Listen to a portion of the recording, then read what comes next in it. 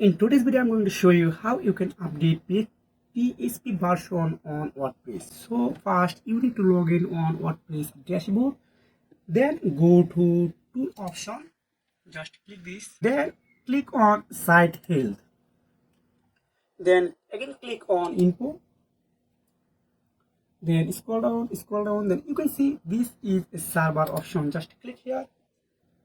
You can see here are PHP version 8.1.27 and 64-bit.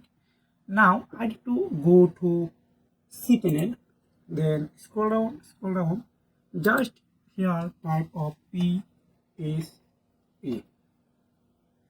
Just click on select PHP version. You can see my current version 8.1. This is matching on WordPress. But if you scroll down, again go on WordPress, you can see 8.1.27. This is a good option. So if you look like 5.6, then 7.1, just click on apply. When you click on apply, your version are automatically updated.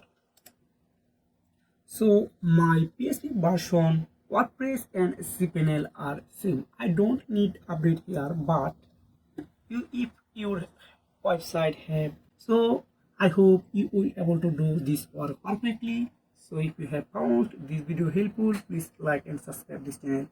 See you again. Take care. Goodbye.